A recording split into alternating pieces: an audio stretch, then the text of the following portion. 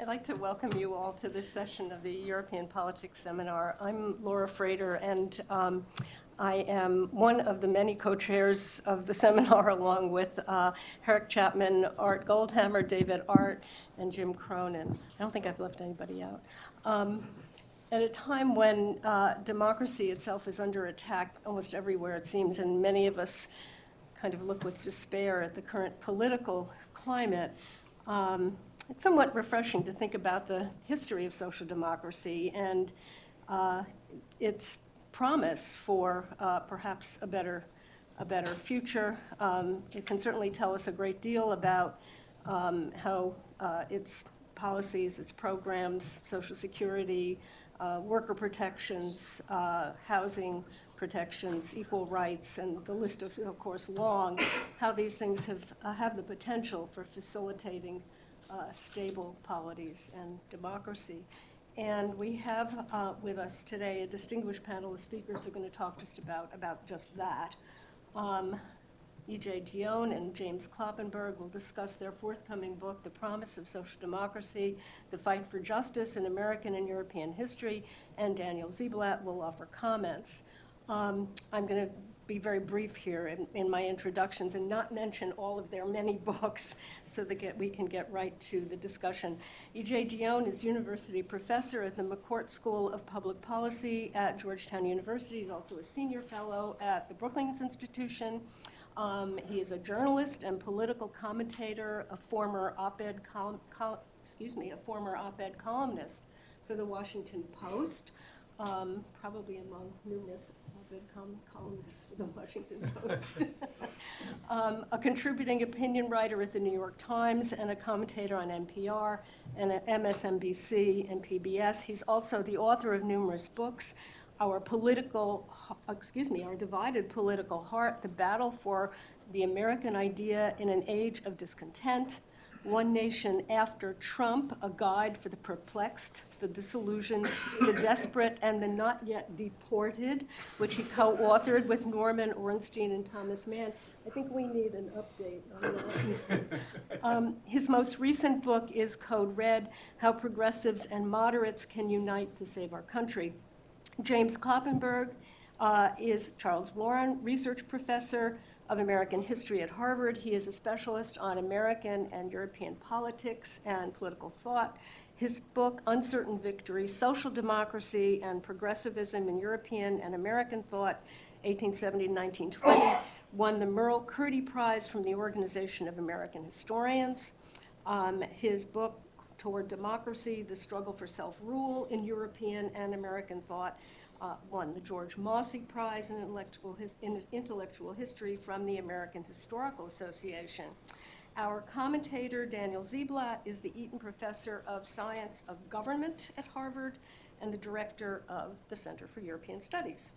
He is a specialist in comparative politics and international relations, and his book, Structuring the State, The Formation of Italy and Germany and the Puzzle of Federalism, Conservative Politics and the Birth of Democracy, won the American Political Science Association Woodrow Wilson Prize and the American Sociological Association's Barrington Moore Prize. He is author with Stephen Levitsky of How Democracies Die, described by the New York Times as the most important book of the Trump era. His most recent book, also co-authored with Stephen Levitsky, is Tyranny of the Minority. So let me turn to you and take it away. All right, thank you. Thank you, Laura. Thanks to all the chairs of the seminar for inviting us. Thanks to Daniel for agreeing to comment on it. I first discussed social democracy in Europe and the United States in 1989 here at CES. I was planning to write this book, or a version of this book at that point, and then took a 25-year detour back to the ancient world in order to write Toward Democracy. So I'm very happy to be back in the modern period. EJ and I taught a seminar on the topic of this book in the fall of 2019, and that's where the book got its start. We found there was no comprehensive history of the diverse social democratic parties and center-left reform movements on both sides of the Atlantic.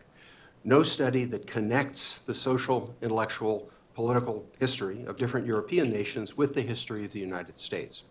We wanted to bring together the efforts of U.S. and European reformers, people on the center left who fought for justice.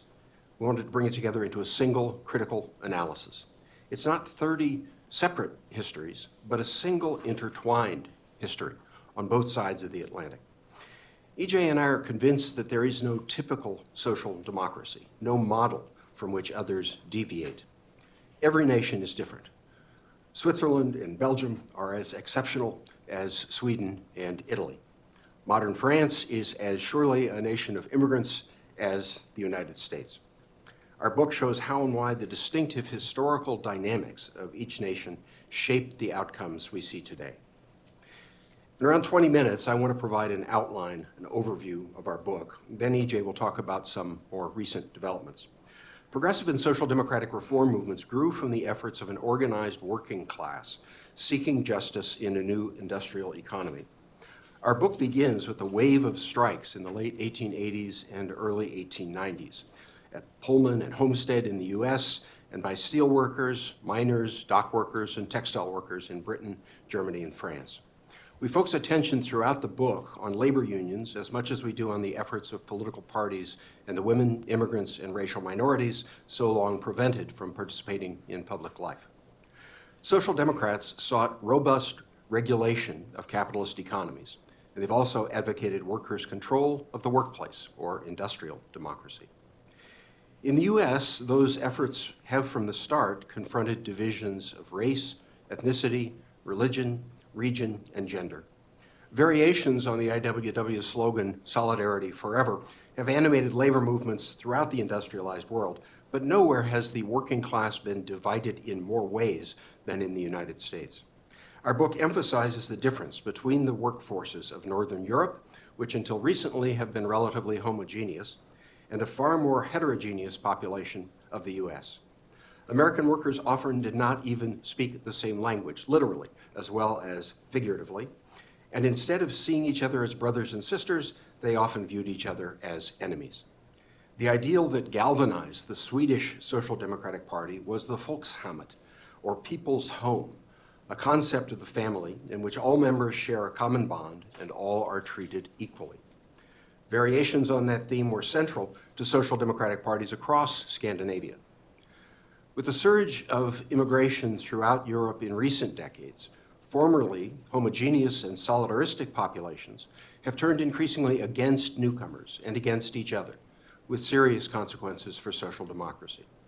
In America, of course, those divisions have obstructed efforts to forge common bonds, especially between white and non-white workers, ever since the 17th century. 18th and 19th century Europeans thought they could learn something about democracy from the United States. Now they are learning just how hard it is to make social democracy work in deeply divided and heterogeneous nations. Despite all these challenges, European social democrats and their American progressive counterparts have been united by a core principle. The formal legal rights proclaimed by democratic regimes will always be incomplete until all citizens are fully able to enjoy equal opportunities to exercise the freedoms ostensibly guaranteed by law. Social democrats believe that the principles of popular sovereignty, autonomy, and equality can be brought to fruition only by extending democracy from the political to the economic and social domains, and by including everyone. Social democracy came to life in the late 19th century as the progeny of renegade socialists and wayward liberals who were united by their dissatisfaction with their own traditions. It became an especially powerful force in global history during the interwar years and in the decades after the Second World War. Europeans who were determined to avoid more disasters and Americans inspired by the New Deal came together to build a more just and stable social order.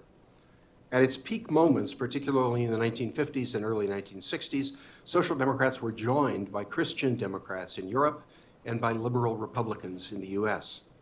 These moderate conservatives understood that robust systems of social provision were essential to stability, to the health of the marketplace, to the flourishing of families, and they were also essential for avoiding both another devastating depression and what they saw as the threat of Soviet expansion. The achievements of Social Democrats on both sides of the Atlantic are measurable and obvious. Together with their allies, they laid the foundations of social welfare programs, including insurance against unemployment and old age, universal health coverage, collective bargaining, and public housing. Their commitment to experimentation led to a flexible approach to the economy and to governance. They valued the social organizations of civil society as essential to democracy, and they championed trade unions as essential to economic justice. Although social democracy began as a movement of industrial workers and struggling farmers, it expanded to encompass reform-minded members of the middle class.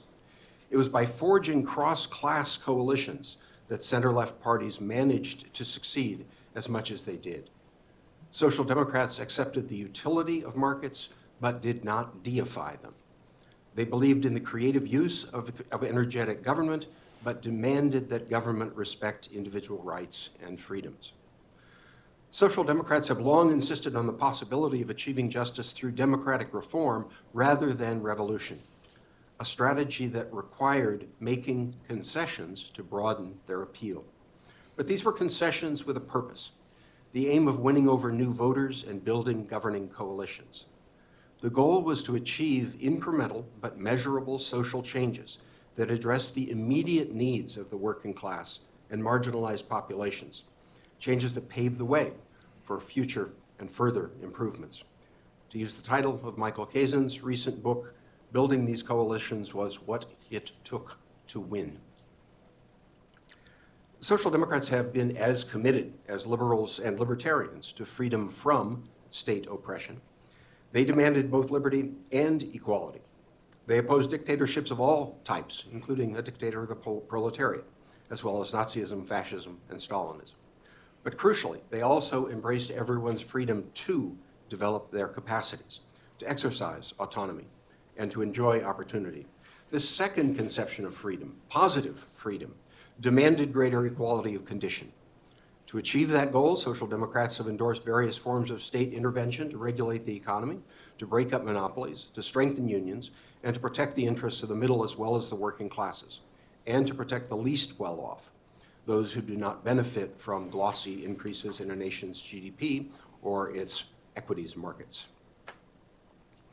The movement for racial justice in the United States, one important part of American social democracy, has always been as much about economic reforms as it has been about securing civil rights. We focus on those activists, including W.E.B. Du Bois, Anna Julia Cooper, A. Philip Randolph, Pauli Murray, Martin Luther King Jr., and Malcolm X, who stressed that economic dimension. The 1963 March on Washington, where King gave his I Have a Dream speech, was the march for jobs and freedom.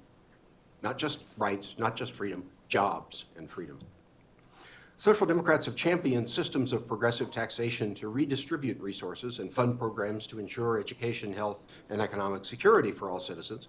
For more than a century, they've also demanded what is now being called pre-distribution, or greater equalization of pre-tax incomes.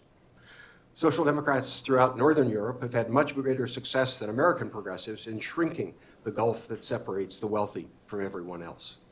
In the US, the divide between the richest 1% and also the richest 10%, measured either by wealth or income, distance between that group and the other 90% of the population shrank from 1945 to 1975, the years of what's been called the Great Compression.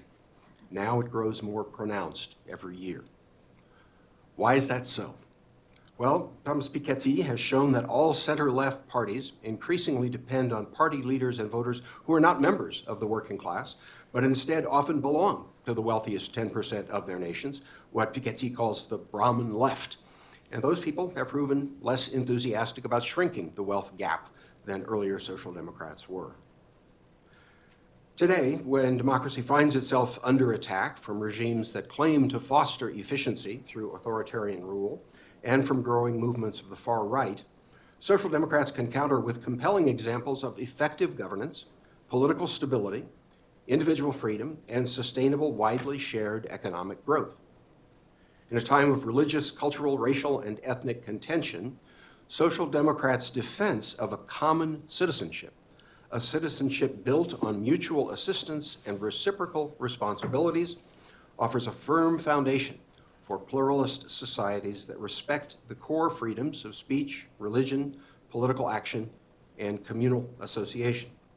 Social democracy has always been, at heart, a communitarian creed. Social democracy rests on a coherent theory of politics, economics, and culture. It is not merely a halfway house between unregulated capitalism and real or true socialism, which was long thought to require state ownership of the means of production. The great French socialist Jean Jaurès broke with his contemporaries by calling for what he called revolutionary evolution. Interwar social democrats in Scandinavia abandoned demands for revolution and instead worked toward democratic reforms. In the 1959 Bad Godesberg program, the German Social Democratic Party finally discarded Marxist dialectical materialism and his call for revolution and embraced the capacious tradition of humanism and the strategy of incremental reform. Social democrats everywhere call for solidarity across divides, the solidarity that has made possible generous and universal programs of social provision. It has been divisions, whether of class, race, ethnicity, gender, religion, education, or region, and at times the dogmatic adherence to rigid ideologies that have obstructed reaching those goals. The social democratic sensibility descends from earlier thinkers and reformers who were committed to deliberation among citizens who disagree with each other. They've been committed to the inevitability of multiple perspectives and to the necessity of mutual respect. Rather than viewing individual interests as immutable, social democrats believe that perspectives can shift as a result of shared experiences. These ideas received their earliest articulation in the writings of the disfranchised, Black reformers such as Du Bois and first-wave feminists such as Jane Addams and Mary Parker Follett, and in the philosophical pragmatism of William James and John Dewey. Dewey's work influenced generations of progressives and social democrats, not only in the US, but throughout the world, including Britain, France, Sweden, even China, May 4th movement, and India. The Constitution of India is written by a former student of Dewey's. Early social democrats such as Dewey, Jane Addams, and others such as British thinkers L.T. Hobhouse and Harold Laski, Sweden's great theorist of social democracy, Ernst Wigforss, and France's Jaurès and Leon Blum have all seen democracy not just as a system of government, but as a way of life, as an ethical ideal. Franklin Roosevelt and Leon Blum admired each other and saw that they were working along parallel paths, despite the differences between the New Deal and the Popular Front. Many social democrats have explicitly credited the philosophical pragmatism of James and Dewey for their non-dogmatism and their commitment to open-ended experimentation. That includes Addams, Laski, Wigforss, more recent social democratic theorists such as Jürgen Habermas, Hans Joas, and Axel Honneth, and Harvard's own Michael Sandel and Danielle Allen. Advancing that view of social democracy is a central goal of this study, as central as tracing the electoral successes and failures of social democrats in the last century and a half. EJ and I like to joke that he never met an election he didn't want to write about, and I've never met a theorist I didn't want to write about. And we've tried to treat politics and ideas with equally serious levels of engagement. I want to emphasize in conclusion that this is emphatically not a triumphalist narrative. Social democrats achieved notable successes, especially during the years from 1945 to 1975. Those are the years the French call les 30 glorieuses, or the glorious 30, the years when social democratic parties experienced their greatest success across most of Western Europe. The half century since then has been marked by a series of challenges and defeats. Even the electoral successes of the Third Way, manifested in the governments of Bill Clinton and Tony Blair, Germany's Gerhard Schröder, and Wim Kok of the Netherlands, came at a considerable cost. Their compromises with neoliberals' love affair with market solutions and individual self-interest soured many voters on social democratic parties. Perhaps 80% of the populations on both sides of the Atlantic have not benefited from post-1970s neoliberal policies. the policies of globalization, deindustrialization, and offshoring jobs to the Southern Hemisphere, policies that facilitated the rise to dominance of financial services companies and global mega corporations. The division between highly educated elites, and that includes everyone in this room, and less well-educated people in formerly industrialized and rural regions, that division is now almost as sharp in Europe as it is in the US. Those changes, which are the clear result of neoliberalism, have transformed electoral politics and fed the rise of far-right parties everywhere. We members of the educated elite must share blame for those failures because we often treat voters drawn to those far-right parties with condescension. Many voters have responded to that disrespect by doubling down to defend their traditions, their communities, and their ways of life, all of which they have been encouraged to consider endangered by our self-confident and often self-righteous cosmopolitanism. On both sides of the Atlantic, the left today confronts three challenges. The first is to understand what has worked, namely building electoral coalitions that bring together multiple groups in support of universal rather than targeted social programs. The second is to understand what has not worked. That includes the neoliberal economic policies that have enriched the wealthy elites and hurt most everybody else. It also includes dismissing as ignorant racists people who are struggling to survive in rural and deindustrialized regions and are fed up with being disrespected by people like us. The third challenge is to find a way forward for social democrats in the increasingly heterogeneous and fractured cultures of Europe and the US in this troubled time. Facing those three challenges is what EJ and I are trying to do in this book. I want to leave you with some unambiguous data to consider. The citizens of the most advanced social democracies, those of Northern Europe, remain the healthiest, best educated, most productive, most politically engaged, least unequal, and if we are to believe surveys of this sort, the happiest people on earth. Over the last century, despite setbacks, mistakes, and moments when these commitments fell out of fashion, social democracy has worked. Where social democratic policies and programs remain in force, social democracy still works. Some people want to distinguish social democracy from democratic socialism, but we think that makes no sense today. All European democratic socialists have effectively been social democrats since at least the mid-20th century. Bernie Sanders has said that his goal is just to finish the work of the New Deal. AOC points to Denmark as her ideal and insists that Northern Europe shows that social democracy is not a utopian dream. The supposedly radical steps proposed by Zoran Mamdani in New York City, including free mass transit and free childcare, are steps taken in Europe decades ago. Despite the undeniable successes achieved by social democrats, it is supremely important to our nation's capitalist oligarchs to pretend that social democracy does not work, because its continuing success represents the greatest threat to their continuing domination. And now I'll turn it over to EJ.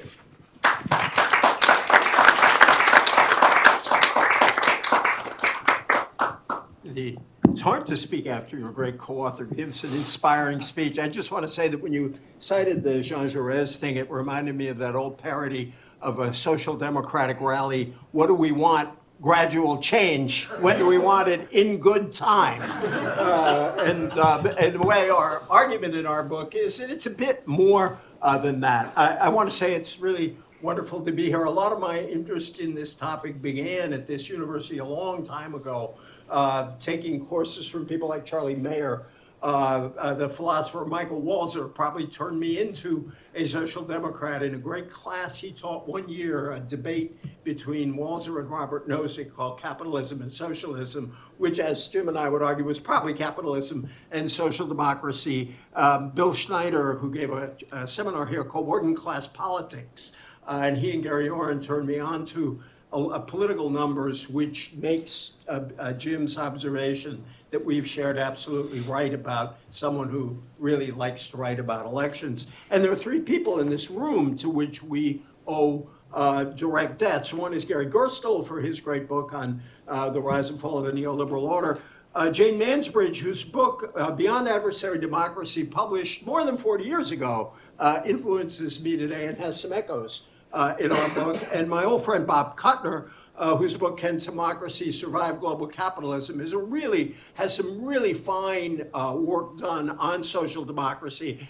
And I got to say, Bob came up with the loveliest analytical line inspired by Tolstoy when he wrote that each European nation's social democratic party is unhappy in its own way these days. Partly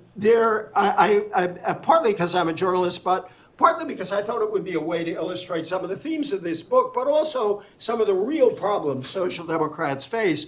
I thought we had a very rich week this week in terms of elections in the world that have bearing on the future of social democracy. I think they show that social democrats are alive and kicking, but they are also still being kicked around. And I think they demonstrate both the possibilities and challenges that we talk about in our book. The good news for social democrats from Denmark's election on Tuesday is that the Social Democrats came in first and that the broad red or left coalition beat the blue or blue-black coalition, the Conservatives, by a few seats. The bad news is that the Progressive Coalition doesn't have a majority, and that Prime Minister Mette Frederikson's party got the lowest social democratic share of the vote since 1903. Try that. They came in with just under 22%, down about 6 points from 4 years earlier.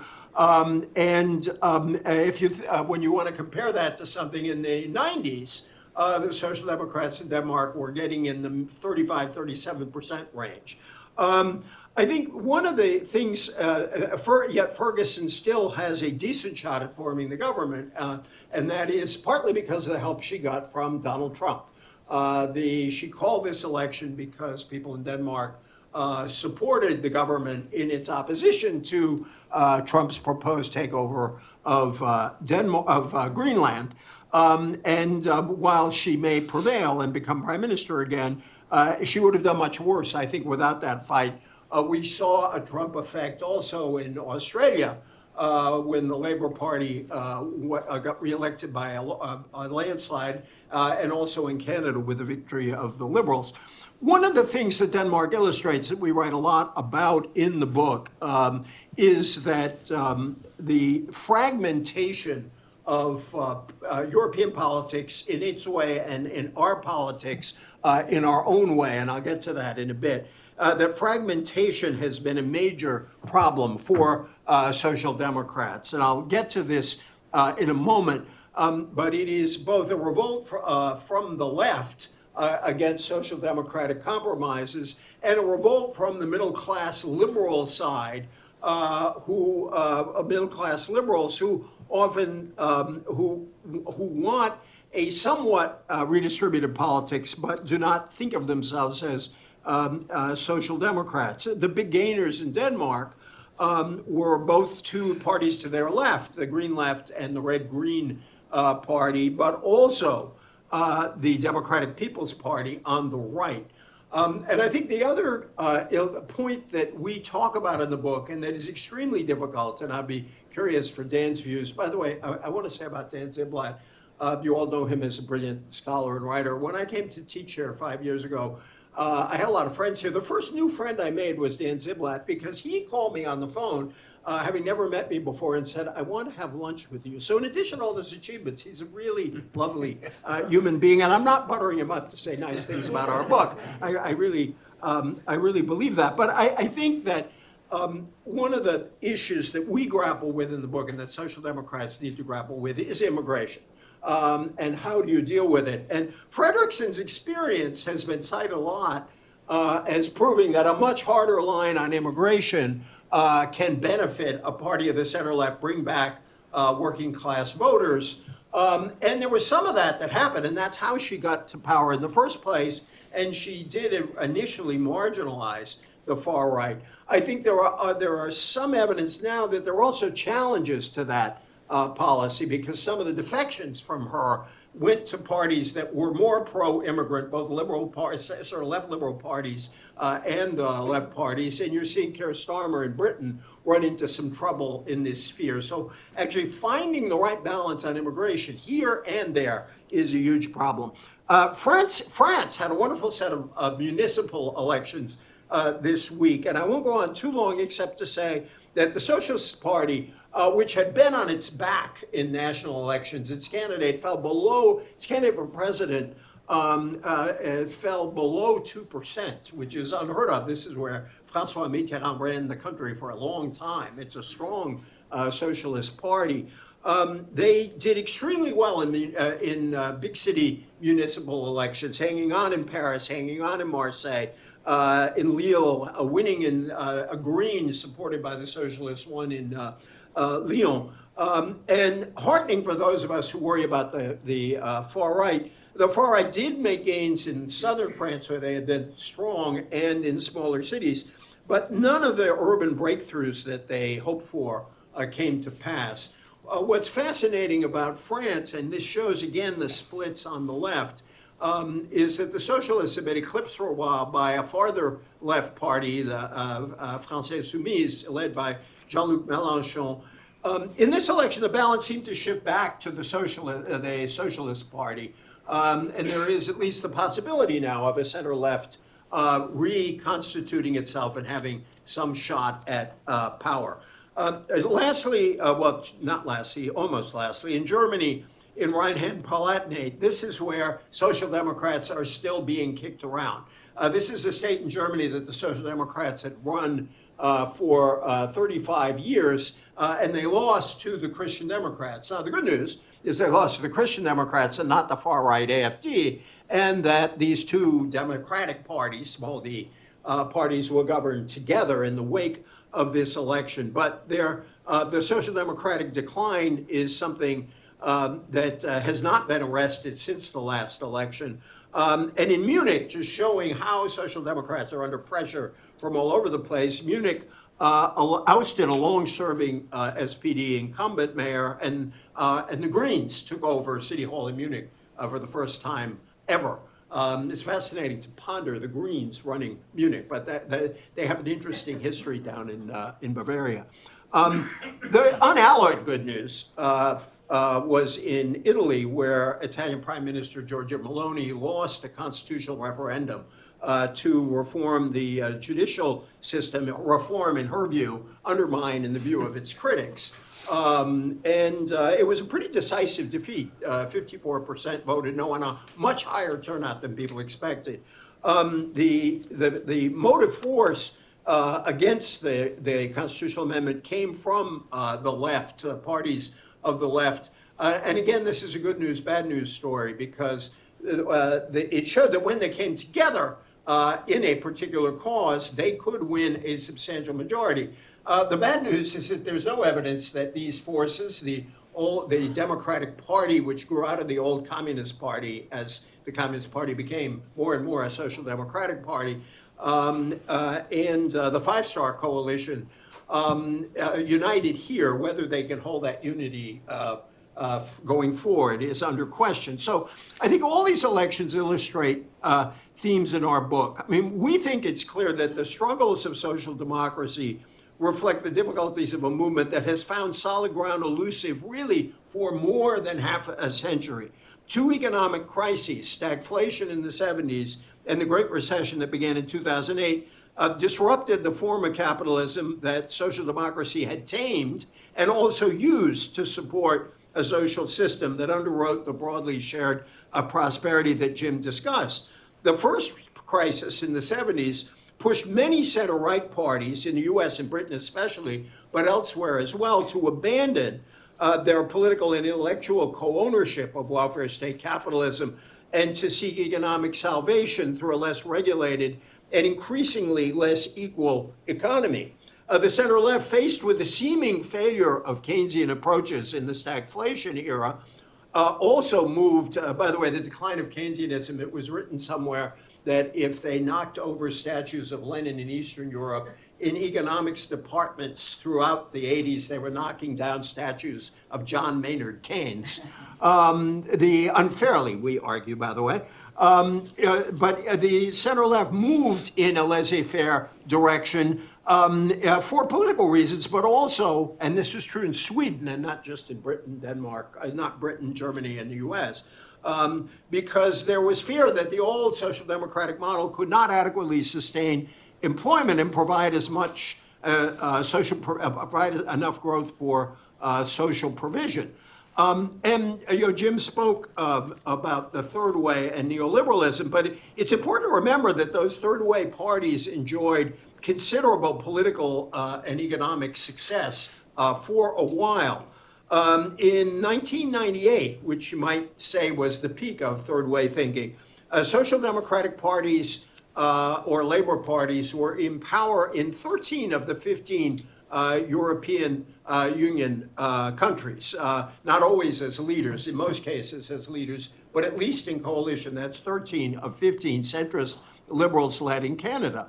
But as Jim suggested, in the process, social democrats are often complicit or at least passive as the rules and structures that had contained inequality strengthened labor's bargaining power and raised working class living standards weakened. In some cases, as in Sweden, social democrats accepted conservative insistence on paring back or privatizing parts of the welfare state. In Germany, the SPD responded to the arguments of business executives and many mainstream economists that the old labor rules were too rigid by scaling back worker protections. These changes didn't erase the role of generous welfare state. Even Sweden, which has experienced some of the largest increases in inequality and levels of wealth concentration at the top, still remains far more equal than the United States. In 2023, the Gini coefficient in Sweden was 0.29 compared with 0.42 in the US, so that the whole welfare state has not been dismantled, but there have been serious erosion.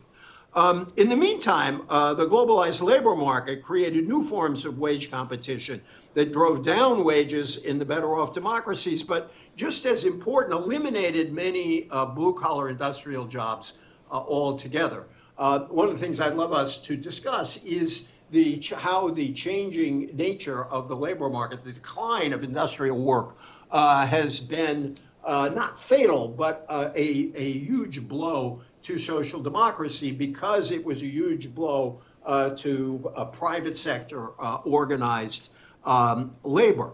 The center-left's short-term advantages in the third way period, as globalization or hyperglobalization, as Danny Roderick calls it, and these other changes ate into working class living standards. And many working class voters who once saw social democratic parties as their rampart against injustice concluded that their one-time champions had failed to deliver the security they had come to expect in a time of rapid change. Social democrats, in turn, were torn over how hard they should push back against the new international arrangements and technological change without endangering economic growth, marginalizing them politically in a new environment where sharper-edged market ideas had become hegemonic. Europe was also increasingly buffeted by a backlash against what the historian David Broder has called, quotes, the trio of insecurity, immigration, and Islam. This backlash against all of them rendered the parties of moderate conservatism less moderate, as they found themselves pressured by growing support for the far right. There were exceptions, Angela Merkel welcoming a million plus refugees to Germany, but in the process she unleashed a political whirlwind. The nationalist parties also challenged the center-left, winning over once loyal working class voters by linking attacks on immigration, globalization, and the European Union. If social democrats could not deliver the goods, many of these once loyally center-left voters reasoned the nationalists just might.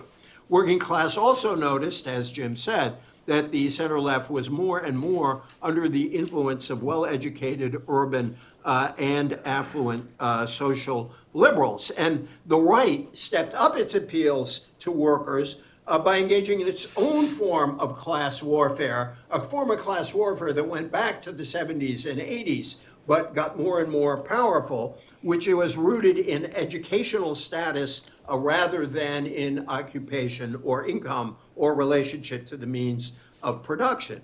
With undocumented immigration surging in the United States as immigration laws failed to keep pace with economic need on both sides of the border, all these patterns echoed across the Atlantic. Again, I'm glad Jim underscored it. We think it is very important to view the story of social democracy whole across the Atlantic. The Great Recession obviously shook the Third Way project by calling into question the deregulation of finance and the increasingly financialized economy. There were so many paradoxes here that 2008, on the one hand, showed how relevant Keynes still was, because in order to keep the economy collapsing, every country had to resort to some form of Keynesianism, although it was an imperfect form of Keynesianism with the conservative forces in the EU preaching austerity at a moment when boosting the economy is what was required. I want to just, the crises further split the left. And I think it's important to look at Greece and Spain as good examples. The austerity fight created a whole new left in Greece with the Syriza party, and the Podemos party challenged but failed to displace the socialists in Spain. The splintering of the left that we have talked about was as important in the U.S., but it played out differently in the U.S. and Britain because of the strong two-party tradition in both countries. Yet you saw a fractional division both in the Labor Party and in the Democratic Party. If you think of the trajectory of Labor, they went from they went from Michael Foot on the left to Tony Blair, the neoliberal, then all the way over to Jeremy Corbyn, and then back again to Keir Starmer. This has been, and similarly, the Sanders challenge to Hillary Clinton and his continuing presence in the party reflected this sort of division. I just want to close by sort of ticking off a bunch of issues that we try to grapple with and that Social Democrats need to grapple with. We do think that social democracy depended greatly, more than might be appreciated, on the existence of a moderate center right. Because in Europe, in the 30 glorious years, politicians like Adenauer and de Gasperi and Macmillan in Britain and Dwight Eisenhower in the United States accepted that if we did not want a return to Great Depression or the ravages of World War II, it was important to build some kind of strong welfare state. And the radicalization of the right over a long period of time has had a major impact in weakening the forces for a more social approach to economics. We focus a lot on the importance of left-out workers and left-out regions. Left-out workers and left-out regions in both the U.S. and in Europe tend to be the groups in which the new far right has gained substantial ground. Old industrial towns in northern France, as well as areas in the south that had been sympathetic to the right. In Sweden, the Sweden Democrats tend to do best, the far right party, in some of those old deindustrializing areas. You can repeat it. My hometown of Fall River, 50 miles south of here, voted Republican for the first time in 100 years in the last election. It's a Labor Catholic Democratic town. I always say we came for Al Smith and stayed for FDR. As recently as Gore and Kerry and Obama, Fall River was 75% Democratic. Trump carried it by a narrow margin, but it was shocking to see a place like that switch. There were places like that all over the country. I think the failure of delivery is important. I think hyperglobalization is important. I think this educational divide is central. Finding a way on immigration and on cultural issues is central. But lastly, I will say finding a new economics is central. I won't read from it, but I just want to point to two, I think, recent promising efforts to begin to find an economics that can work for social democracy the next time around. One is Danny Roderick's new book, Shared Prosperity in a Fractured World, which I think has a lot of inspiring proposals that come out of accepting rather than denying the fact that we're in an era of technological change, but trying to find ways to turn that technological change to the advantage of workers. And he talks about the rolling back hyperglobalization, investing in the green transition, emphasizing a good jobs economy which does not see the working class as inevitably industrial, but understands that the service economy is the new working class. And in our book, we cite a number of thinkers who point to the critical, how critical it is for social democrats to recognize the importance of this new service sector working class. And the other is, and you will help me because you pronounce names better than I do, Daron Acemoglu, who has also written, I think, in very promising ways about how to turn technology from being a potential source for devastation for workers to a means of improving their situation. I'm just going to close with how we closed the book. The great French socialist Prime Minister Léon Blum spoke for generations of social democrats when he said, I love this line, I think so because I hope so. And I think that that even though democratic systems can be plodding and unpredictable, and subjected social democrats to the possibility of repeated defeat, they never broke faith with democracy. I think something like social democracy remains essential if we are going to preserve liberal democracy itself. Social democrats believe that factory workers and farmers and teachers and small business people and coal miners and nurses' aides had the capacity, if they came together, to change their communities and their nations. They insisted that experimentation and gradual but steady improvement would take them and the rest of us farther than command economies and then command political systems and dictatorships. They turn their hopes into thoughts and their thoughts into action. Opponents of democracy thrive on anger, alienation, frustration, and division. The social democratic antidote at its best has always been empathy, solidarity, mutual respect, and as Blum understood, hope. Social democrats did not think they could create a perfect world, but they were determined to make it better. They did, and under very challenging conditions, they still have more work to do. Thank you.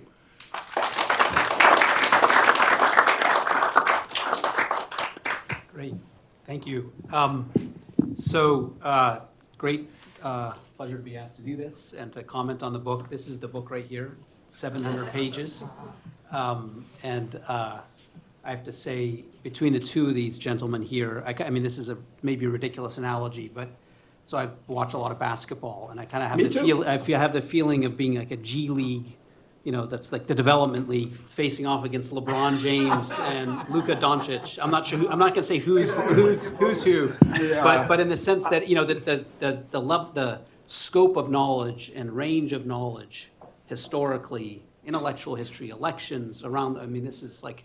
Where do I find the cracks in this? I mean, this is a challenge. I think that's the false humility of Jaylen Brown here, but next to me.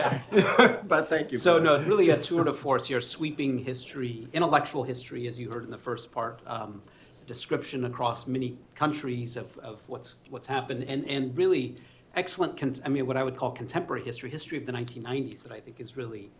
I read that chapter in particular that I think is really. Has a distinctive take on things that I hadn't seen before. So maybe I'll just step back and what I understand the task of the book. You have this nice quote from Richard Hofstadter where you in the first chapter where you say that there's two aspirations of those who write history.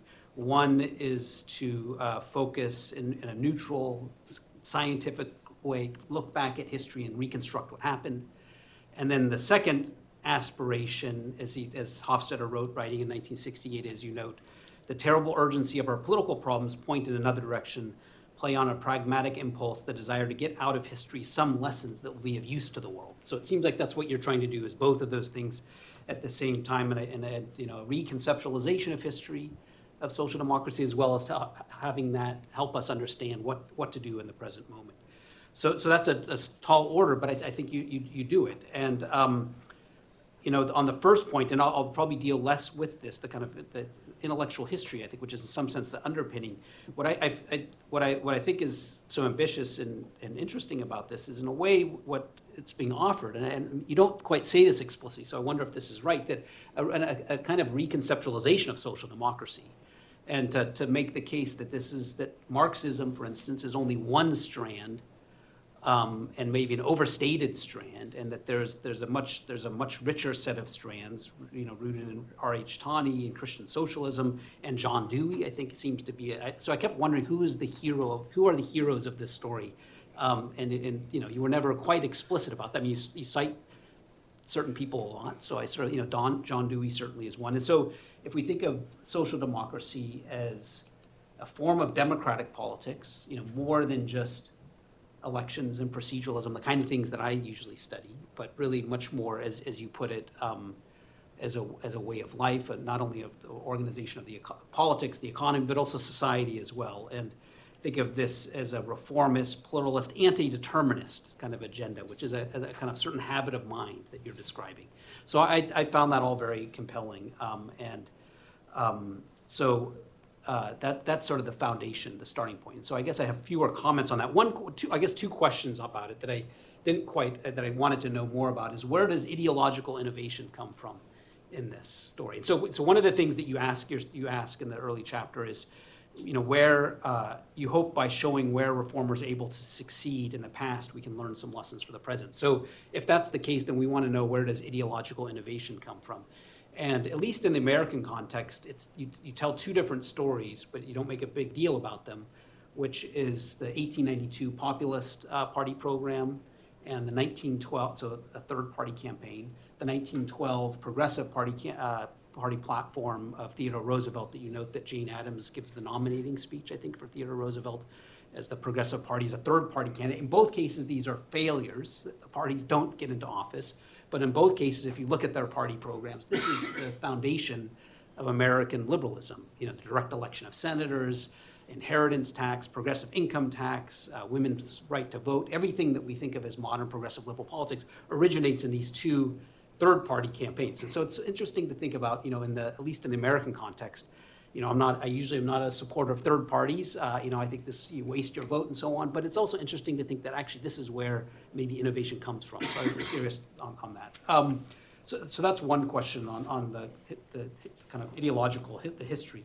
A second point, and this is maybe more something to think about, an inconsistency across the chapters. I think it's there, but maybe I didn't read it carefully enough. But there's a way in which I didn't quite understand, and this is a collaborative project, the role of ideas and party politics. I mean, you see in the presentations this emphasis on both.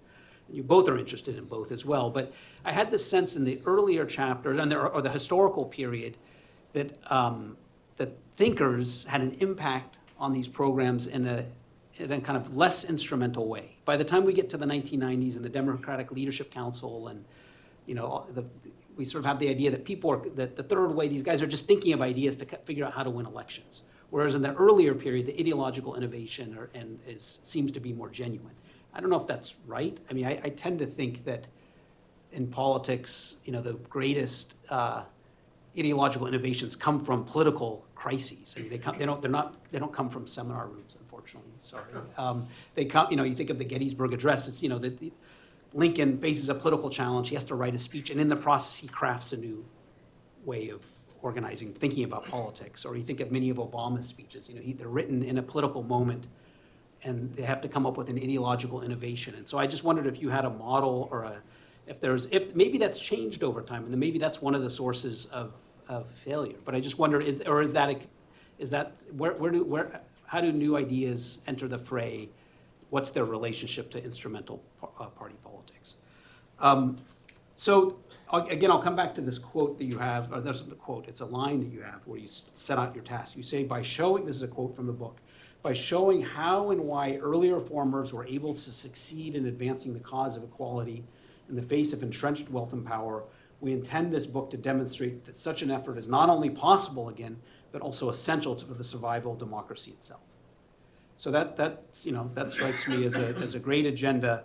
The two questions I was struck with there is, the kind of question of how this gets, the lesson of this is to show that it's possible and it's essential. And I guess the part about how it's possible, I didn't quite know what my takeaway lessons are from this. What can we learn from the history about how this is actually done? So that's one part, that's one response to that opening task for yourself. And then the second is the role, understanding failures. Presumably you'd want to also understand when things haven't worked. And you do address that, but you don't set that out initially as a goal. But it seems like in trying to understand what works, what doesn't work, what works, one needs to also know what doesn't work. So one thing actually I should add to your list of recent social democratic stumbles. You didn't mention Baden-Württemberg, where the social democrats got 5% of the vote. And Michael Kost told me last night, 4% of the working class voters. 4% of the working class vote in the state of Baden-Württemberg. Yeah. So even worse than Rhineland-Palatinate. So what explains this decline? And what can we draw from the lessons from the past? And so I guess I push you a little bit more on this. And as EJ was talking now about what are the sources of social democratic difficulties, I wrote down 8 hypotheses that you said. So I'm a social scientist. I think in these categories, and so kind of put and these, some of these are in the book, some of them are not. So some of them were in the presentation, some of them are not in the book, some of them are not. And so I'll run through these. This maybe is kind of boring, but I think it's to structure the argument a little bit.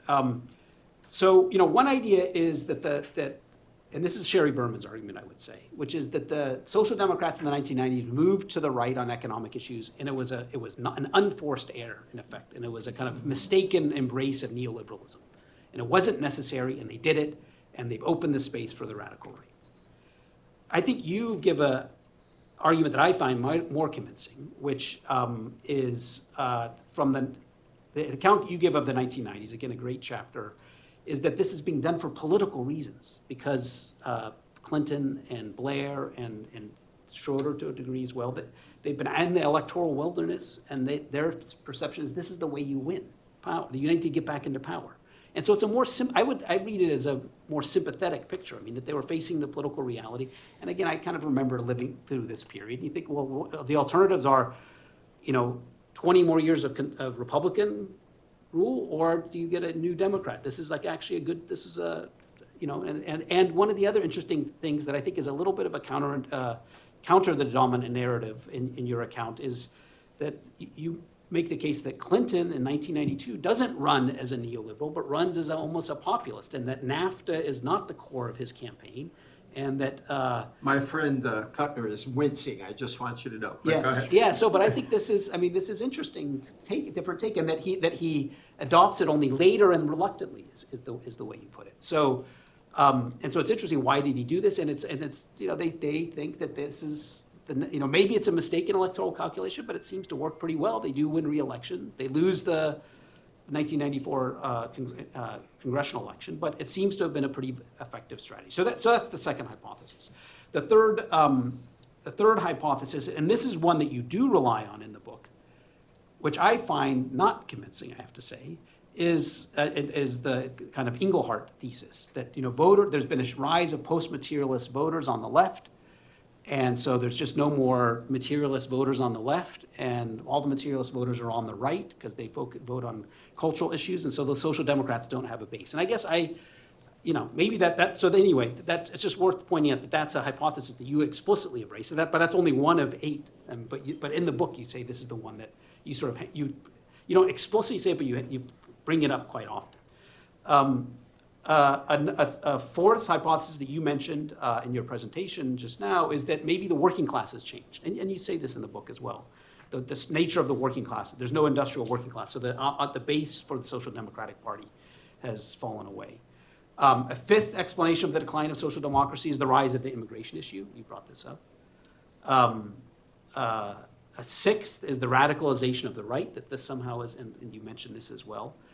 And a final one that I think that you don't mention, but I think I'm sure you think there's something to it, but I was really interested to hear what you think about it, is the decline of civic organizations for the left. So that may be labor unions, but more than just labor unions. Yeah, we have just by that Yeah. we do have in the book, Yeah. and I had it in my talk, but I was going on too long. But Okay. Yes. I think that is a vital part of the story. And so if one looks, let's say, at the the performance of the AfD in Eastern Germany, the idea, a lot of arguments often made, well, they're just really good at social media, which I think is such a cop-out. They actually have grassroots connections to soccer clubs and they actually do the work of real politics, whereas, apparently the Social Democrats in East Germany don't do any of this stuff. So, I wonder to what degree that's driving it. And then the eighth hypothesis that you mentioned at the end is globalization, the urban-rural divide, and so on. Although I never understood why these left-behind places don't vote for Social Democrats. And it doesn't seem like that's inevitable. So in any case, these are a bunch of different hypotheses, and I would say that what I would suggest is to think about how these can structure, at least these, maybe others, can structure your argument, or which of these you think are most important. And then, but I think to draw it back to, this is my last point, I don't want to go on too long. Yeah, because the task of the book is what can we learn from history about how the parties respond? And I do think there is a through line from the past to the present in how social democracy deals with these kinds of challenges. So these are all new challenges, perhaps. So what's the lesson of history?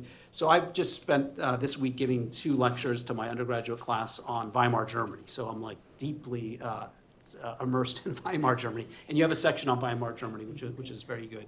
But I think there's actually a couple of, I'll use this as illustration of the point that I want to make, which is that there's a couple of mistakes the Social Democrats made in Weimar Germany that I think are generalizable. One was in the early 1920s, or even right after 1919, Friedrich Ebert and the Social Democrats cracking down on communists, but not on the right, using the Freikorps to beat up the communists. And so seeing the threat on the and you sort in retrospect, or at the time, you think, well, this is right after the Russian Revolution. This was a serious threat. They didn't quite understand the threat on the right. So that's a mistake, taking threats on the left more seriously than threats on the right. I think Social Democrats have learned since 1919, and they wouldn't repeat that mistake again. They do understand the threats on the right. That's one mistake they made. A second mistake they made was another major event in the collapse of Weimar Germany was the Prussian coup, where the federal government declared a state of emergency and usurped emergency powers away from the state of, what I told my students is that to understand Prussia, it's like New York and California combined, and the federal government takes away all policing power of the state. The question is, how are the Social Democrats going to respond to this? And they respond to this. They were about to call a general strike, but they decided not to do it. And it's not clear like that. So there's a sort of timidity. And so what was this, so that's a second mistake. And then the third one, which I think is maybe the most revealing, is so Bruning, and this has echoes of what you just talked about. Bruning passes his austerity budgets as a center party, austerity budgets with no parliamentary majorities. He doesn't have a real parliamentary mandate.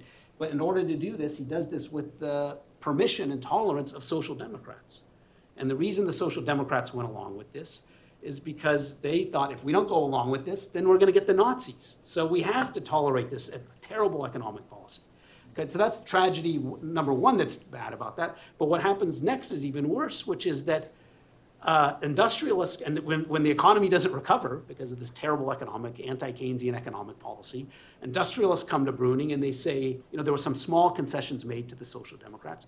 The industrialists come to them and say, you made all these concessions to the Social Democrats. You have to stop with this reliance on the Social Democrats and carry out a harsher policy. So when the Social Democrats aid this austerity policy, they are the ones who get blamed for it, not the center-right. And so this here then is the through line, which is that Social Democrats, when they make compromises, end up getting blamed for the problems, And when the successes happen, they're not given the credit. And so, and that, going all the way through, I would say the 1990s, I would say Obama's ability to financial rescue of the Obama era. And so, so the real challenge, I would say, for Social Democrats is how do you navigate as the responsible party of compromise, interested in political order, interested in economic stability, interested in the kind of policies. How does a party get out of that bind? And I just wonder, are there instances in the history, certainly there are, where they are able to claim success? I mean, because it's not in every instance they do this. Are they able to claim success? Are they able to not be blamed for the mistakes of others? Final point. The one thing I wish that you could give a little bit more attention to, I mean, you have, it's 700 pages here. So I'm not, but what happened to Bidenism?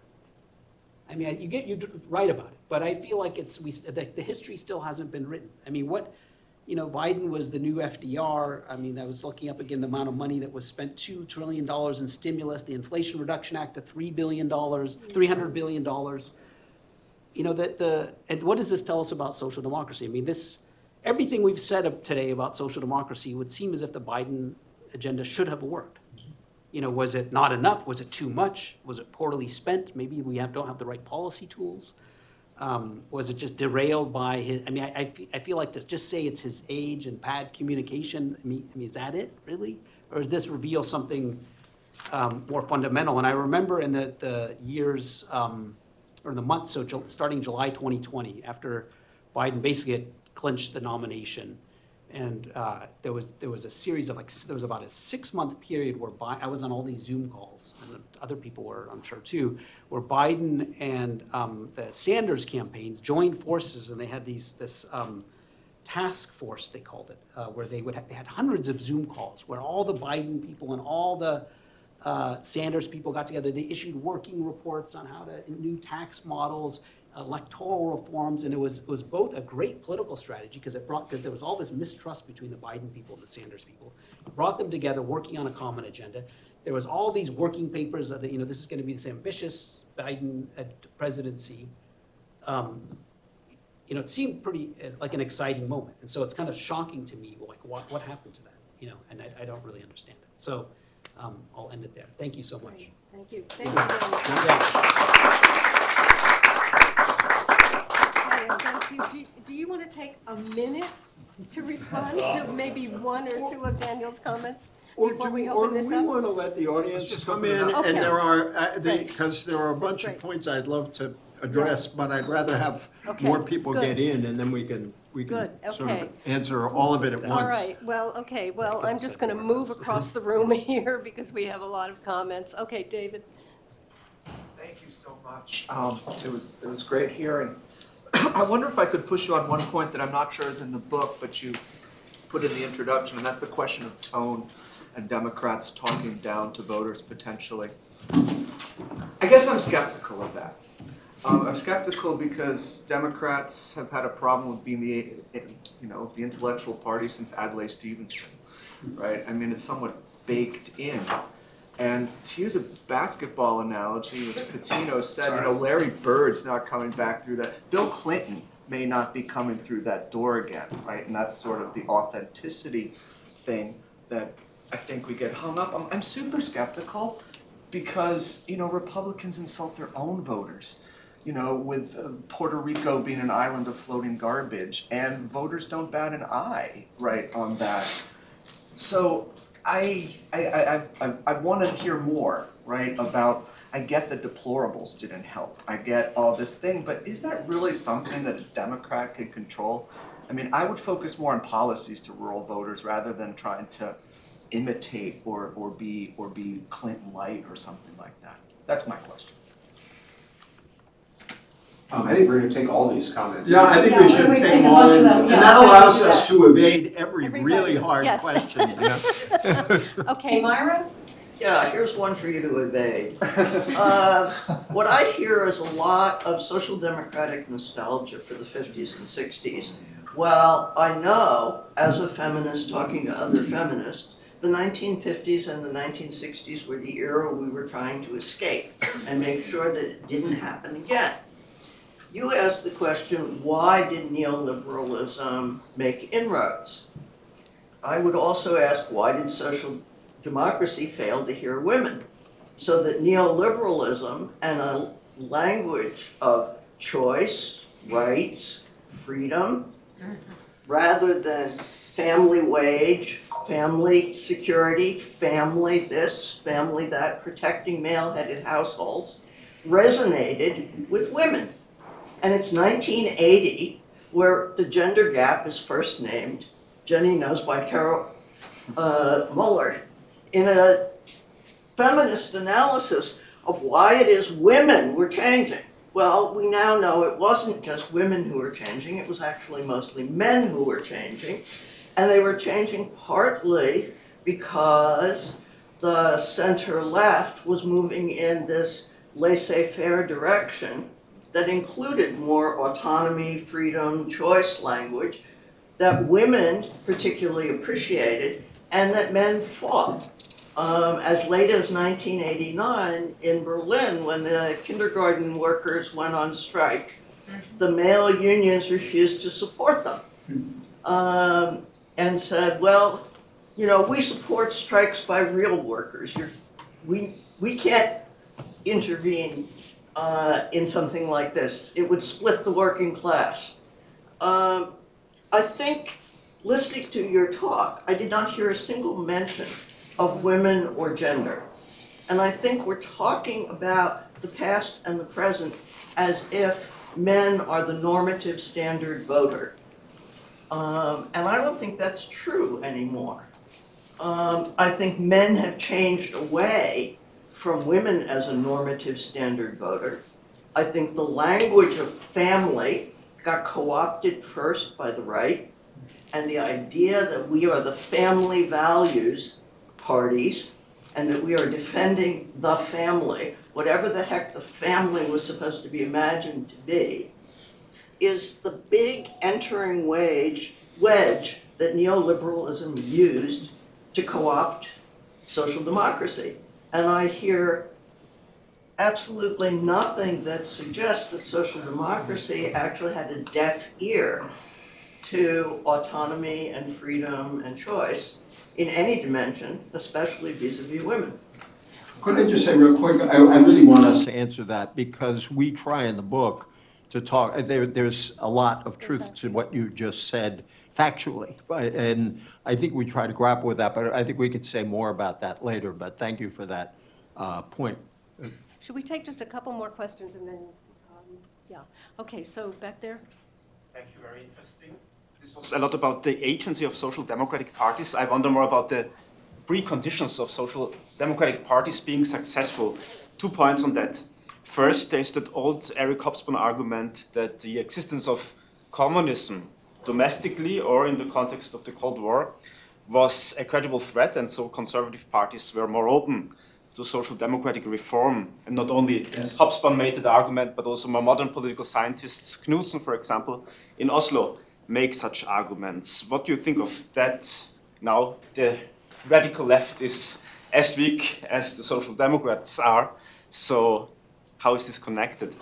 And second, you talked about redistribution, and I wonder, wasn't social democracy in its heyday not more about distribution of a growing cake?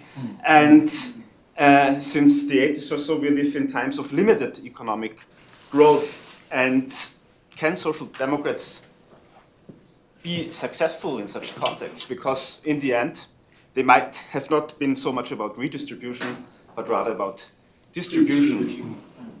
I wanted to ask you about the EU as a vector of neoliberalism that just destroyed the ability of social democrats on the national level to have social democratic policies. To invoke Danny Roderick, who talks about a rebalancing of globalization and national economic sovereignty, the evolution of the EC or the EEC and the EC and the EU into that is a perfect example of what should not have been done, in my view anyway, because if you look at Maastricht, the 4 fundamental principles of Maastricht are free movement of capital, goods, services, and people. And the European Court of Justice has used that to undermine wage regulation, industrial policy, all kinds of things that social democrats at the national level are able to do. The EU is kind of globalism, hyper-globalism on one continent, and it gets a free ride because the EU is pretty good on social issues. But in terms of cutting the guts out of social democracy at the national level, which is where European social democracy was built, the EU is a prime vector. So I wonder if you address that. Okay. You wanna start? Let's let you, you were- want to were take there- one more question, Peter? Sure. Jenny first. Jenny, go ahead. You know, Dan, you had 8 hypotheses for the demise of. One of them was not Piketty's takeover of the right. left by the professional classes. Yeah. And that was one that Jim raised when he said what went wrong. That we sort of didn't pay attention to working. We would disdain. Well, there's not a single person in this room who wants to be disdainful. However, when you look at the issues, trans, feminism, immigration, almost everybody in this room would be taking a position that was against what many working class people would want. Now, feminism, I think, is something to really be explored because we could have put feminism in a bit more working class terms. But as a matter of fact, feminism is now perceived as an upper middle class or a professional class white issue. Whereas it began, black women, working class women were more feminist than white women. But that language was not our language. So I would like you to sort of, I wonder why that didn't make the top 8. Well, yeah. Yeah. Top 9. Okay, Peter, and then Leslie. Yeah, here's another question you don't have to answer because you won't have any time. So if we think about the histories of socialism, Gerasimos Mashonos, Donald Sassoon, and what have you, obviously your book is path-breaking in bringing the U.S. into that story.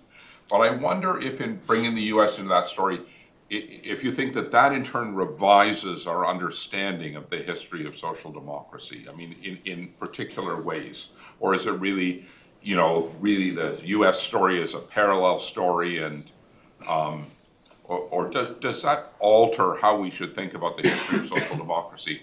And then the last quick question is, so in this book that maybe that Beyond Social Democracy, Herbert Kitchell, Celia Heuserman, and others argue that social democracy is bound to continue to wane, but the left bloc can remain strong because European politics in particular is now going to be a politics in which you have green and radical left parties joining with social democratic parties against a kind of right bloc. And if you agree with that, I wonder what your thoughts are about how that would change the trajectory of social democracy. Okay. This one point, you want to be real quick? I want to get you in Okay, go because ahead. you had your hands up first. Thank you very much. I very much agree with the talks. Thanks you for that. I have to say I found them a little bit too much hagiographic, and I understand that there is a way to sell social democracy in the US nowadays, but I agree with the nostalgia argument that was made. And my question is the following. Perhaps one of the most compelling success of social democracy, example of success that continues to provide very high quality of life to this day is Red Vienna. And Red Vienna was very much successful because those social democrats had understood that they needed to be revolutionaries in order to be properly reformists. Now, fast forward, the French socialists, they liberalized financial markets together with Thatcher and Reagan in the 80s. Then they pushed neoliberal construction of Europe in the 90s. Then they privatized public services in the late 90s. Then they flexibilized labor markets in the 2010s. So the story that unfolds is very much that social democracy has shifted from transforming capitalism to progressively to perhaps overcome it, even to transforming it to deepen it in the most reactionary ways. So my question for you is, what is left of social democracy in social democracy today? And isn't social democracy the very maker of its own state of failure to some extent? Wow. So Jim, you want to rewrite the book with me? Yeah. I want to start with what Peter and Jenny said, if that's okay. Sassoon's book is really, I mean, I think it's the standard history, but it is written with a sort of, I wouldn't say bewildered, but a kind of wistfulness for the decline of communism, right? I mean, social democracy for Sassoon all the way through is a falling off. It's just not quite what it really should have been. Whereas I think the Austro-Marxists actually disagreed with that. They thought, if we want to succeed in Vienna, these are the steps we have to take. We can't wait for the revolution, what the SPD did for a century. We can't do that. We have power. We can do what we can do. We can build public housing that no one else has ever built before, and we can accomplish something right now. Sassoon is saying, no, actually what we had to have was the revolution. Failing the revolution, alas, what we get are these halfway measures. What EJ and I are trying to say is those halfway measures have made life better for almost everybody in Europe and the United States. So let's not call them half measures. Let's say these are real achievements. Let's treasure them and let's keep them going. As for feminism, there's a long discussion in the book. I think the women progressives in the US are really the founders of the social democratic tradition. People like Jane Addams and people, Mary Parker Follett, who don't get the attention they deserve in most accounts of American progressive thinking. And Julia Cooper, Pauline Murray, these are people who are protagonists in our book. What happens in the 60s and 70s, it seems to me, is exactly what Jenny says. Feminism splits between the people that Dorothy Sue Cobble has written about, the working class feminists, were an international force in the working class movement, in the trade union movement, and bourgeois women take over feminism and push it toward the sorts of things you're describing, toward individualism, toward the ability of talented women to succeed in a men's world. That international women's working class gets shut out. Pauline Murray writes about the National Organization for Women that she felt like she had lost her homeland because the feminism that she was working for from the 30s on is a feminism that she thinks the National Organization for Women destroys. So there's a lot, I mean, it's a big book, and if you have a chance to read it, I hope you will have a chance to see just how central these women reformers are, both in the US and in Europe. But I won't go further there. There are a couple more points that I want to make, and then I'll hand it over to EJ. I'll just take the easy questions.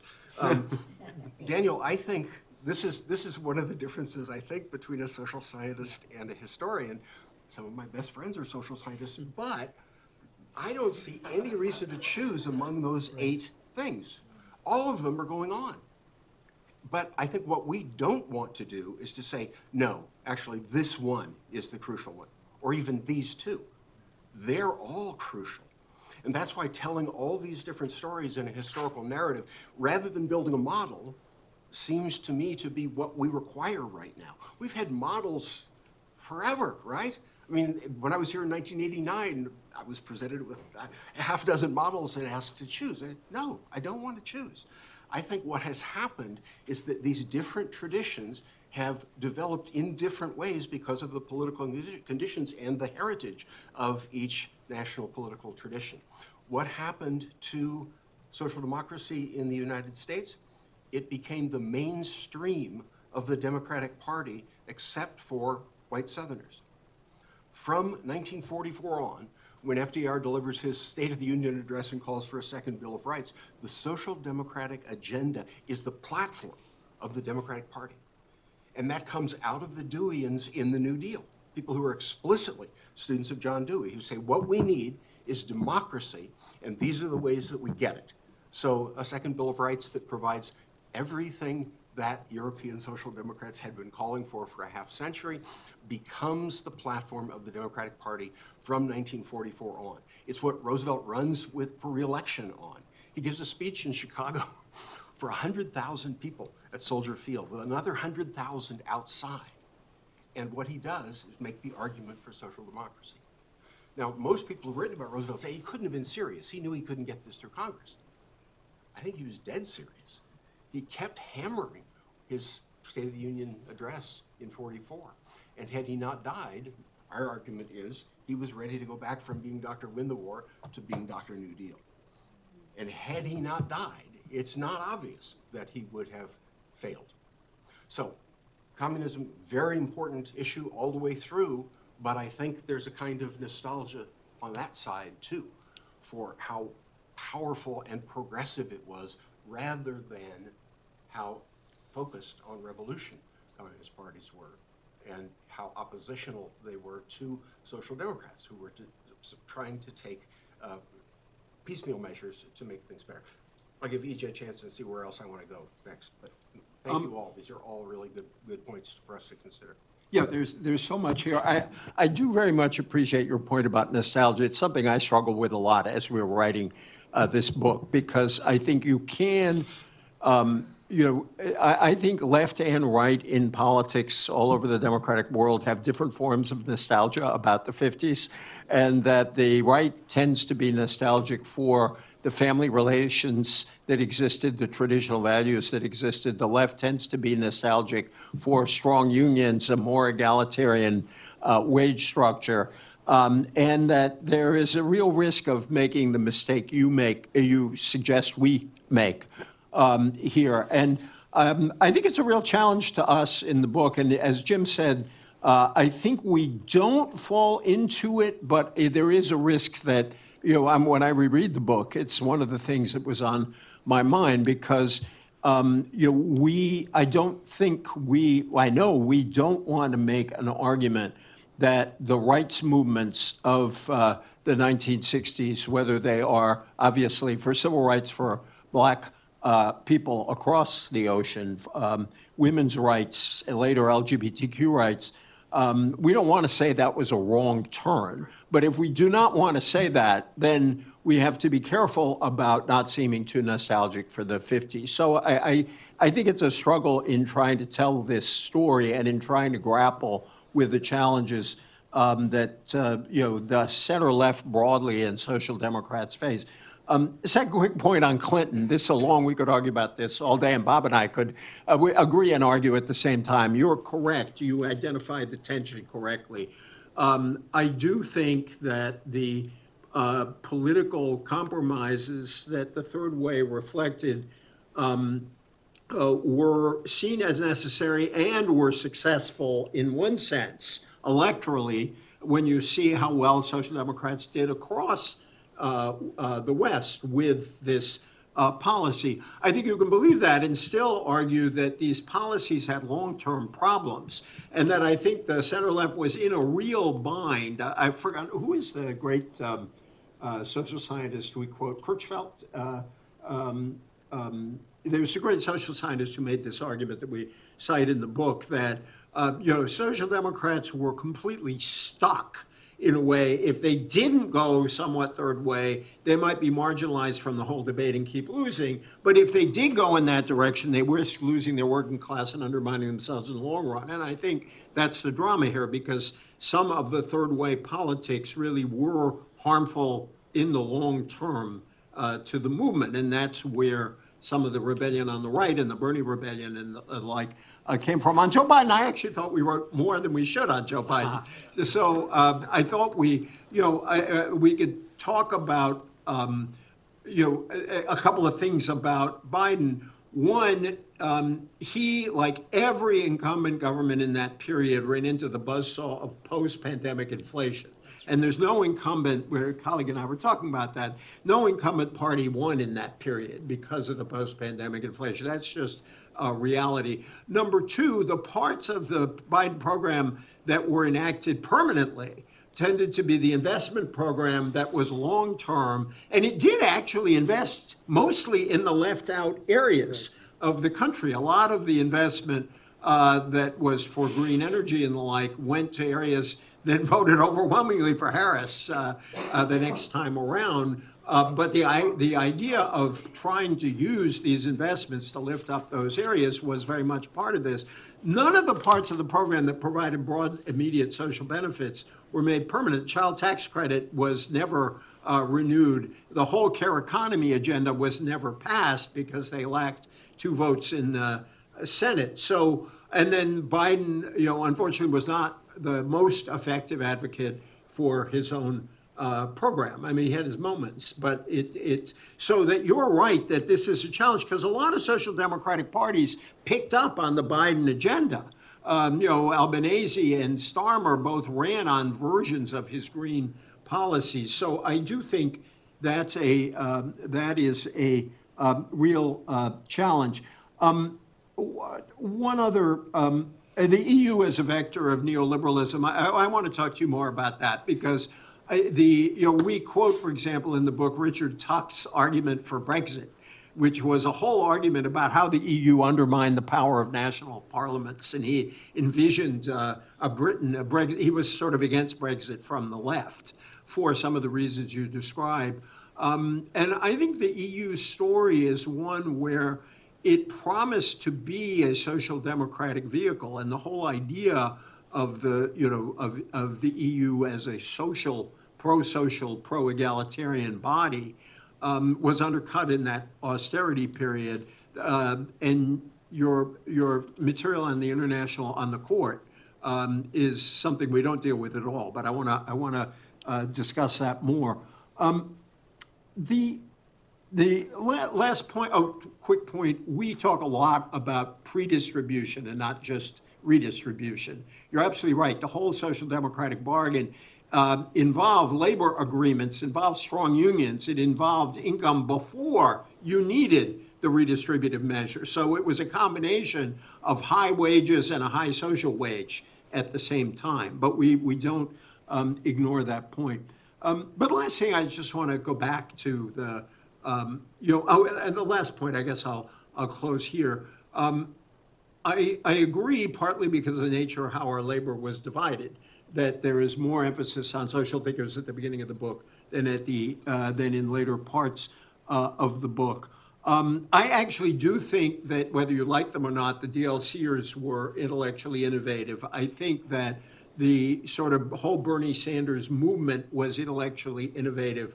I think that the rise of Occupy Wall Street did not have a politics, but it had an analysis. And so I think that that we talk, Giddens, for example, was a thinker. I think a serious thinker. You can disagree with what he said about the third way, but I think, but the second half is definitely more, focuses more on politics. Where does innovation come from? And that's where I'll close. To me, innovation comes from solving problems. It does come from setbacks. And that I think the left is now in a position, in the face of a rising far right, and in the face of this decline, you need structural innovation, which means that you're seeing more of these coalitions that involve, kind of red-green sorts of coalitions. And I think that sort of coalition politics is inevitable in an increasingly fractured system. In our view, that doesn't undercut the broad social democratic idea, but it does have to take it a different institutional form in this period. Innovation in the sense of responding the way I think people like Danny Roderick and Bob are trying to respond to this new situation. I think you're seeing that. And maybe with your 8 hypotheses, social democrats face so many problems that this will be the most innovative period in social democratic history. Yeah, just very quickly, one about the AHI. The last thing I would want is to have a model, of that you. I mean, but it's such an engaging and stimulating read. I mean, I guess that the point I would just make is that some of these hypotheses are mutually exclusive, so they can't all be right. So, and in other words, if Sherry Berman says this is an unforced error, others say that this is neoliberal. The EU imposed this on people. Those are two different takes, and so you have to figure out which of those is right. And also, if another way to put it, maybe that the language of hypothesis is distracting. I mean, what is the message that you want people to take away? What are the things that are constraining social democrats? What are the problems and the challenges? And so that's essentially what I'm asking. Just a final thing, this book is so rich, and actually to give you a sense of it, just the endnotes themselves are so rich that I think I've made Jeff Bezos richer as I was ordering books on Amazon, including, and I'll just end on this. There's Tony Benn has a book, An Argument for Democracy, that you at some point cite, which I thought, oh, that sounds very interesting. 1981 book. So I went on Amazon to order it, and the price of it on Amazon was $500. So I didn't order that one, but anyway. I think I found it online. I didn't pay $500. Okay, so I'll have to look Okay, and I'll have to look at, but just a word again to say, this is just enormously stimulating, exciting book. So I look forward to seeing the final. Thank you. Okay. Thank you all so much. Thank you very much. Thank you to all panelists.